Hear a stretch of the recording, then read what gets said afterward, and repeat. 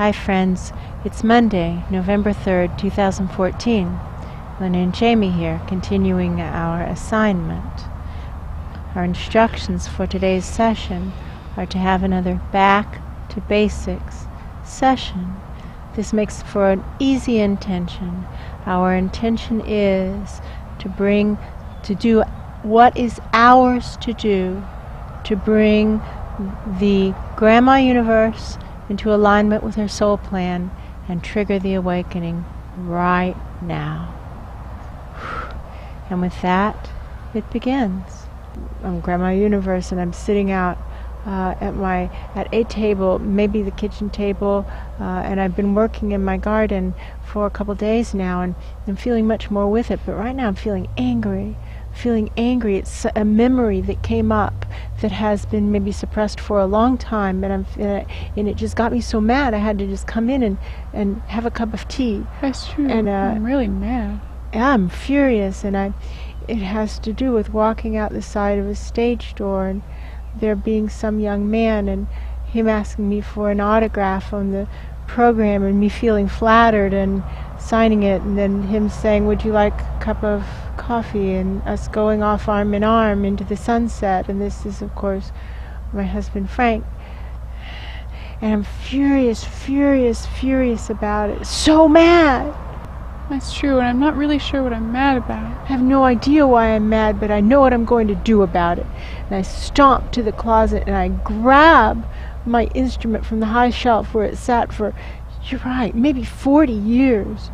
And I'm just furious. I'm grabbing it, almost yanking it in its case down, and I'm just going to show, I'm not sure who I'm going to show or what I'm going to show them, but by God, I'm going to show them something.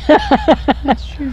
You know, stomp, and I sit there and I try and remember how to play it, and I just can't even remember like the basics. Can't remember how to tune it or hold it. How do you even hold it? It's a secret you have to know. And I look at it and I realize something, and that's something I hear my first teacher saying. I'm really young, and it's my grandfather, and he's saying, "Tell you the secret of how to play this instrument." I say, "What?" And he says, "You love it. Yeah. And then you ask it what to do.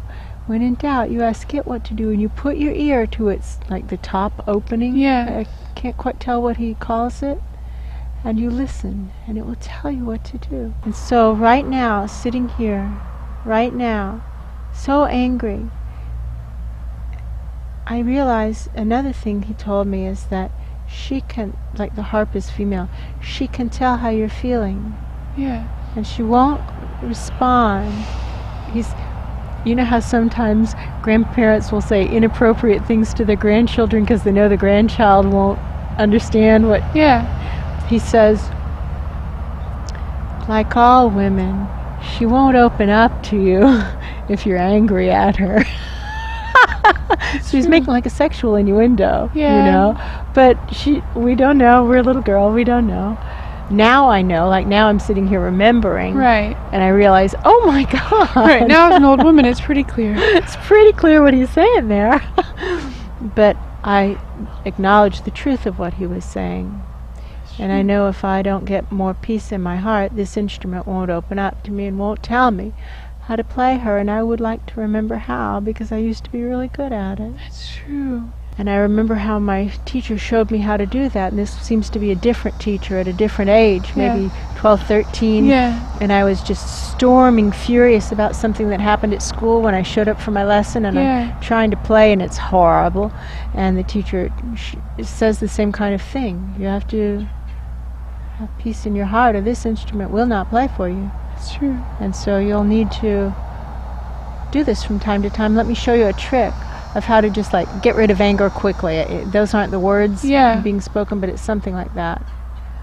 And there's this trick, and it has to do with breath work or something. Yes, I see her sitting on what looks like a piano bench.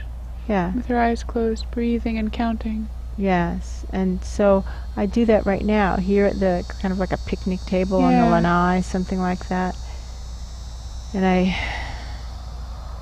managed to get some modicum of peace. It's not good peace, it's not quality peace. And if I were to try and play performance, I know this would be inadequate. I know what it takes, and my body remembers the level of peace necessary for a performance. It remembers that like a fill line on a measuring cup. That's true. And this is not full, but it's enough that maybe she'll speak to me if I beg her forgiveness. And again, I see my grandfather teaching me when I'm very young, and him explaining how this harp, this cylindrical harp, is fully living. Yes. It's a sentient being, although he's not using those words.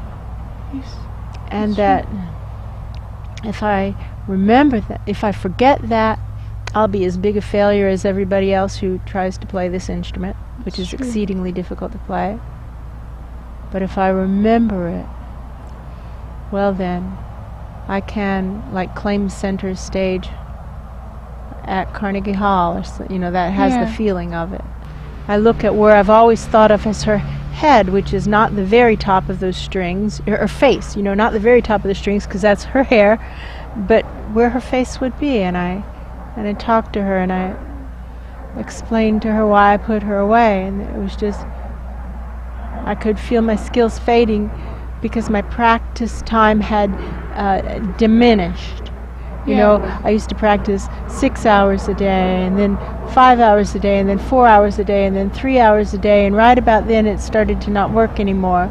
But instead of going back up to 4 and 5 hours a day, I went down to 2 hours a day. That's true. And then an hour a day, and then I just stunk at it, and I couldn't play anything for beans because this is an extremely difficult instrument. That's true. And so I just put it away rather than doing what it would take to be good at, to maintain my skills and to continue to improve. And that it just doesn't even make any sense to me now in hindsight that I did that, but that is what I did, and it was. I'm sorry, I'm really sorry, and I hope to come to understand why I did that. And right now I don't understand, but I know that I'm really mad today, and that it has something to do with that. Yes.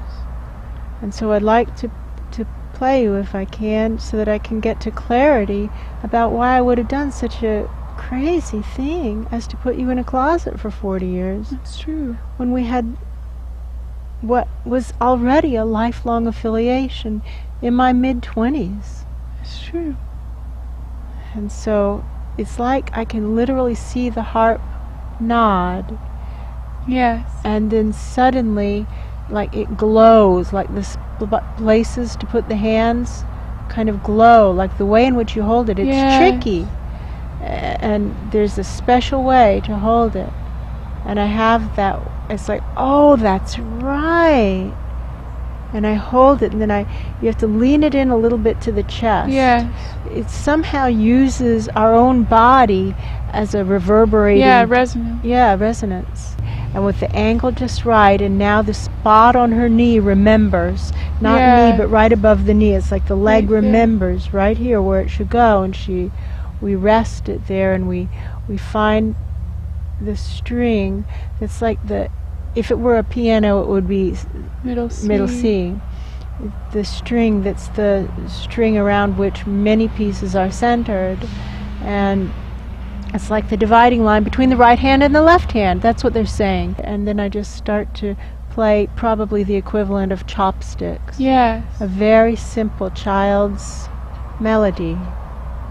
Something that is the first and usually the only thing that anyone learns on this instrument, because it's exceedingly difficult. Yes. Then as I start to play it, it's like I'm starting to see things, memories, like flashes of memory, flashes of standing on different stages, wearing different dresses at different ages, playing this thing, and having the size of the audience evolve.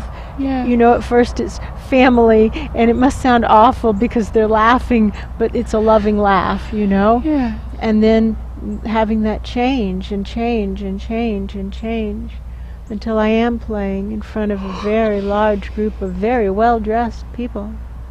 Yeah. And I myself am well-dressed. And I'm playing this instrument, who is the love of my life. Yes. As a way of expressing that love that the two of us share. We share a loving bond, this instrument and I do. Yeah. I love her and she loves me because I love her and because I appreciate her. And therefore she will whisper secrets to me when I'm messing up. That's true. And I will be able to correct it as I go. And it's like her that word that you said, mouth, is pointed right up to me, like it rests on my chest. Yes, right here. And so she'll whisper up to me little adjustments and things that are, my oneness chakra wants to be open, things that are needing to be done. She'll whisper up, So all these memories are coming back to me. And I'm able to play another very simple little child's tune from memory. And then maybe a third. But this one I can't do it. I don't remember. And I go to that same closet and it's like the instrument was kind of at an angle when it was stored there. There's a stack of music.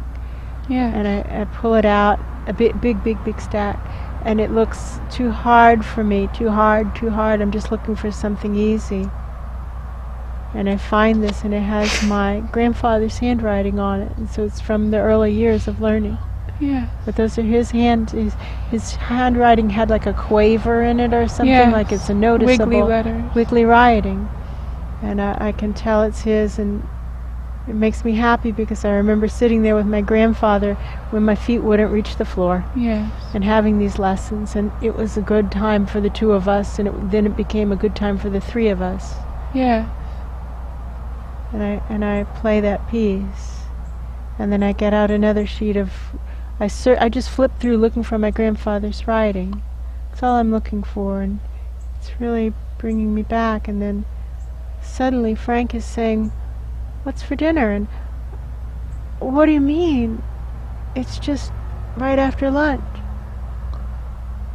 And the whole day has gone by. And he says something like, "Never mind, let's get takeout," or something like that, you know? Yeah. We went out to some just diner. Yeah. Very simple restaurant, and he's holding my hand across the table, or we're holding hands across the table, and the words are pouring out of me, and it's just like I've got to get it out. You know how sometimes when we're telling something, we've just got to get it out, and how I don't know, I was so crazy, how could I have given that up? And it's just coming out jumbled and incoherent, right. But it's coming out. And it's like the years are lifting off of both of us, and I remember another ride, one specific ride, riding home from a date, a night out with Frank, and we're both much younger, and I'm telling him about something that happened that was so upsetting that I played in this big venue, and it was a contest, and I played well. I know when I play poorly, and I know when I play well, and I played really well. And they gave the prize to somebody who was playing like a guitar. And this instrument is 1,000 times more difficult to play than a guitar. She's made up a really weird story about that, though. Yes, I'm all twisted up in my head. That was a bad thing. But riding in that car, tonight, riding in that car and feeling myself in that other car on that other night, and Frank was just listening to me so patiently. And then he said something really wonderful and beautiful, just like he does. He has that way of just listening very, very quietly, not saying much, but then when he says something, it's something beautiful and perfect. And he did that then. And I think that must have been when I decided to marry him, even though he hadn't asked me to marry him. That's true. But I decided right then, if this man asks me to marry him, I'm going to say yes. I'm going to say yes.